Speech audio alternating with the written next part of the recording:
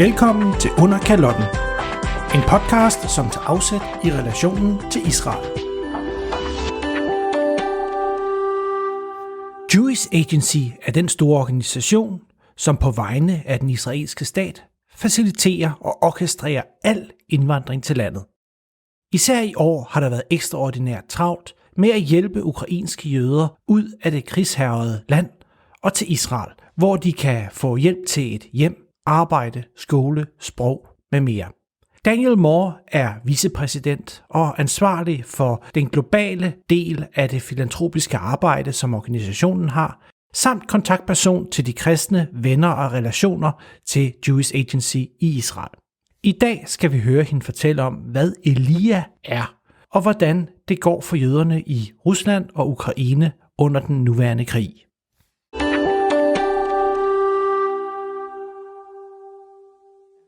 Thank you so much to all of you for coming here today. It's very special for me to come all the way from Jerusalem, Israel, and to be here with you, and to know that as far from home I might be, I can feel very close because I'm among friends. And to be amongst friends who are all Christians, who have faith and who support and love Israel. And to me, that is already a miracle in itself. Because if you think about it, this kind of moment, this kind of gathering together of friends, Christians and Jews, was not something that could have been conceived of for probably almost 2,000 years. And because that it was not conceived of that way, and because that so many Jewish lives were lost, centuries ago, rabbis far from here wrote a sentence that is today considered one of the foundation sentences in Judaism. He who saves one life saves the world entire. And why was it needed to write such a sentence? Because so many lives were taken by murderous anti-Semitism, and in many cases, in the name of Christianity. It was in the name of Christianity that Jews were expelled from Spain. How did they come to Holland and from Holland to Denmark? Because they were expelled from Spain in the name of Christianity. And so many horrors and terrors in the years past. So to be here today in this moment, this is something that I'm sure that those rabbis all those years ago could have never imagined. And yet, it is true. It is true, and you are all here. And when we think of it from the eyes of faith, also the fact that the state of Israel exists today is something that so many people around the world take for granted, as if it is some kind of fact to be criticized, to be perhaps even angry at. But the fact that we have a state of Israel today is, in my mind, and I think in the mind of anyone who is a person of faith, nothing short than a miracle. And so I am so proud to be coming to you, working for the organization that actually founded the State of Israel. The person that you might know as the first Prime Minister of the State of Israel, David Ben-Gurion, was actually the chairman of the Jewish Agency for Israel, the organization that I represent here today. And as the chairman of that organization, he led the struggle that brought this dispersed, weak people just 3 years after the Holocaust, the worst catastrophe that the world has ever known, to be reestablished as a nation in the land promised to them by God. And you can see here just some of the celebrations around that time of independence taking place right in the courtyard of our building. And when we consider how fortunate we are to be living at this kind of time, it also means that we carry a responsibility. But I will get to that a little bit later. When we think about all the achievements and all the work that has been put in the establishment of the State of Israel, you know, some people say, they quote from Isaiah, can a nation be born in a day? And they say, oh yes, Israel was created in a day. Just look, there was no Israel, and then there was an Israel, May 15th, 1948, voila. But it's not exactly like that. Indeed, the establishment of the State of Israel was a true miracle. But as I think many of us will agree, maybe all of us will agree, miracles are for God, but work is for men. And the work of establishing the state of Israel was entrusted to a large degree with the people of the Jewish agency for 20 years before the state of Israel was really established. The Jewish agency was laboring for Zion for all those years. So to be in the presence of people that also say that for Zion's sake, I will not be silent, is an even further beautiful moment in time that we can reflect on today. And when we think on the many achievements in the work that had to take place towards the establishment of the state of Israel, and the work that was also achieved by the Jewish agency, whether it's establishing some 1,000 communities in Israel north to south, or whether it's working today in 65 countries around the world, reaching about 2 million members of our people, I believe that the jewel in the crown of our achievement is Aliyah. So Aliyah is one of the most beautiful words in Hebrew that you can find, because it is both a noun that speaks of a greater purpose and meaning, and it is also a verb that speaks of action and of duty, because it means on the one hand that you are going up in the spiritual sense, that you are coming to the place where you are meant to be, and perhaps even representing others in your circle of family and friends. And it also means that you are physically coming to the land. We are now just at the end of the high holidays of the Jewish people after Rosh Hashanah and Yom Kippur and Sukkot. And really in ancient times, what did Aliyah mean? It was not just for the Jewish people. During the holiday of Sukkot, all the nations were commanded to come to the mountain of the Lord, to make an Aliyah and to come to the temple. Well, the temple is no more. And while the temple is no more, so many of the people that lived during the time of the temple, the Edomites, the Hittites, the Philistines, they are all gone. But the Jews are here. And Aliyah is here. And what does Aliyah mean today? It means how we carry this duty of meaning. In the synagogue, every week we come up and the representative of the community will come up to the central stage to make a prayer.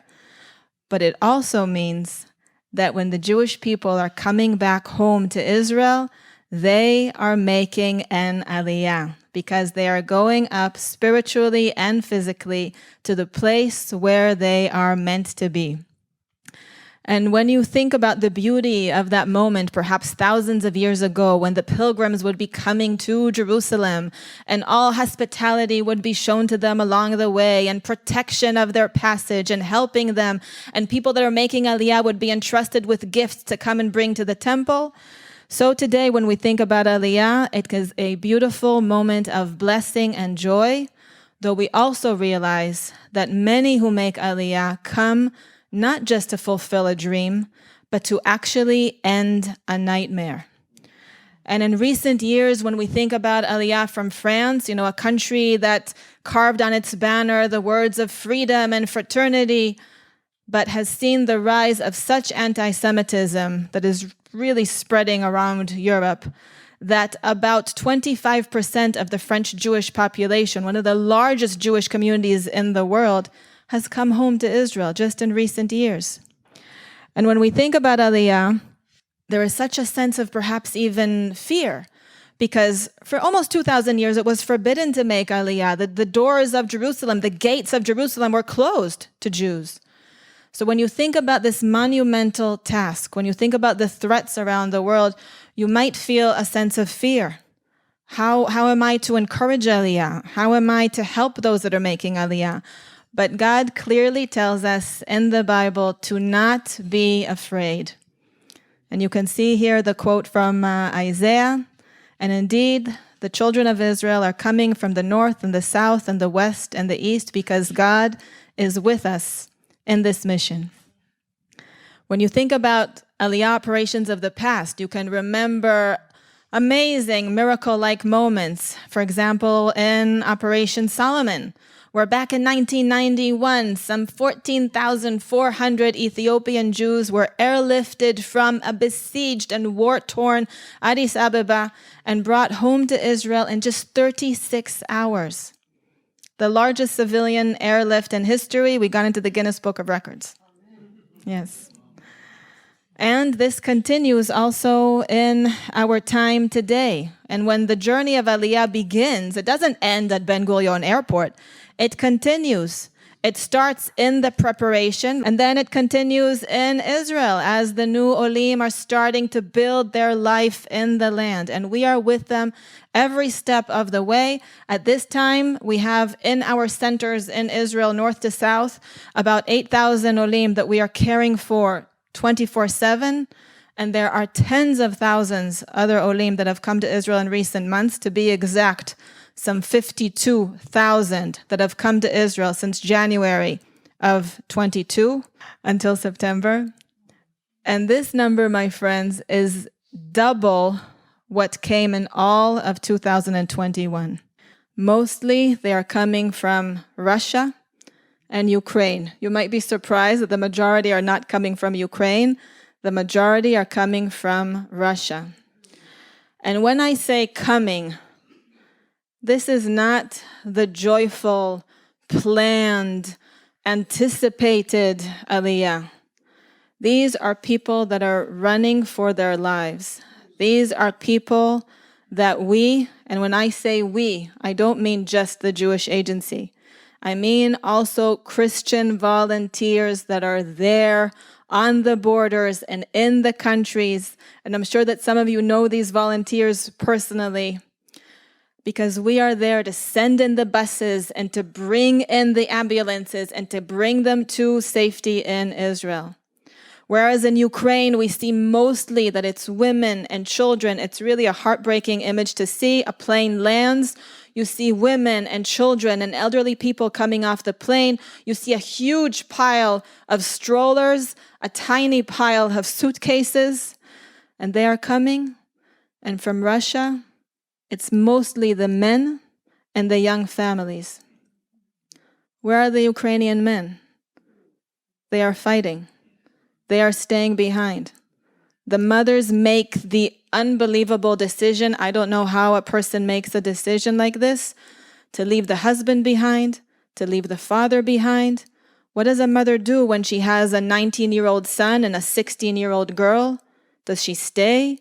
Does she bring? Does she send ahead of her?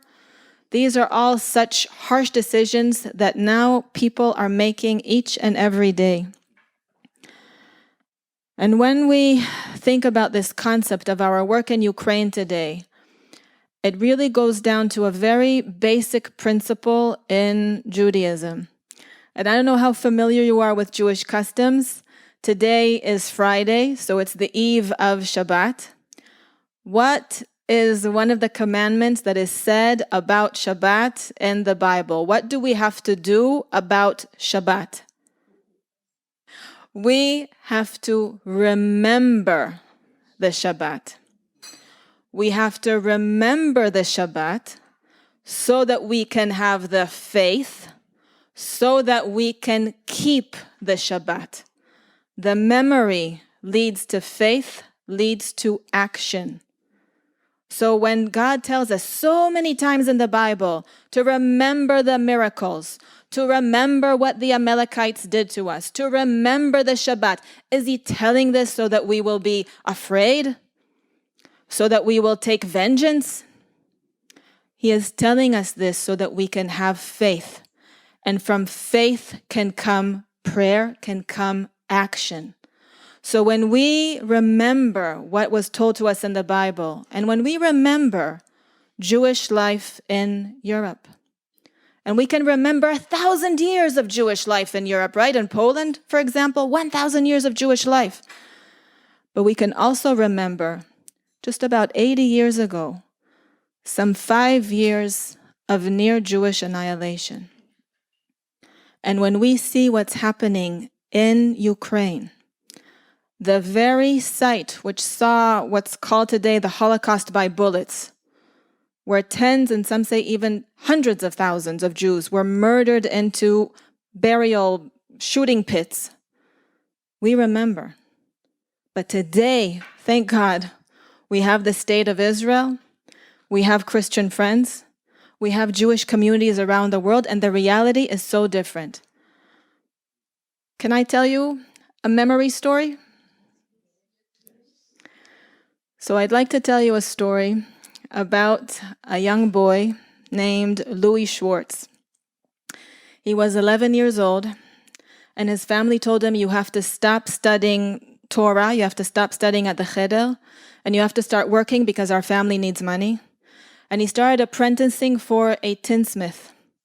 He discovered that he loved what he was doing, and within just about 2 years, he was so good at his trade that he was able, in his spare time, to make for his mother, as a gift for his bar mitzvah, a beautiful brass Chanukiah, candelabra that is lit on Chanukah. He made it a gift to his mother for his bar mitzvah, and she cherished it. But not too many Chanukah celebrations later, everything changed for them.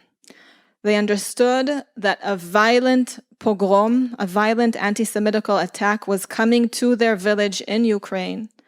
And so they had to run for their lives, and they decided to bury and hide some things in the ground, hoping that maybe they'll be able to save them later. They ran away, and after several weeks they came back. Their entire village was burnt down. There was nothing left. Those that did not run away were murdered. And as they were searching in the ground for what they buried, they found nothing. Everything was discovered, everything was stolen, except for the brass Chanukiah that Louis had made. Louis's mother told him, there's no future for you here. You have to leave. He said, maybe now's the time to go to Israel. But the doors were closed. And so he and some of his siblings made their way further west to the United States, where they settled. And some years later, his mother carried that brass Chanukiah across the ocean, brought it with her, and showed it to the immigration officers at Ellis Island, and told them, look what my talented, amazing son made, right? Jewish mothers like to... Look what my talented son made. He will provide for me. I'm old, I can't work, but my son made this and he will provide for me. And they let her in. Louis Schwartz was my great-grandfather. And the story that I told you happened about 1903, more than 100 years ago. And when they ran for their lives from the village, and when they later came to America, they could have never imagined that that same ground where they buried the Chanukiah would be later the ground, some 40 years later, where Louis' only remaining sister that did not leave for America, where she and her family would be murdered, shot and buried in a shooting pit in Ukraine. Never could they have imagined that. Never could they have even imagined that all these years later, my grandmother would still be lighting that Chanukiah, and that in the years later, that Chanukiah would find its way to Jerusalem to be lit every year by my family, because we all remember the story of Louis Schwartz. We all remember what happened to that part of our family in Ukraine. And today, as I serve at the Jewish Agency, that memory leads once again to faith and to action.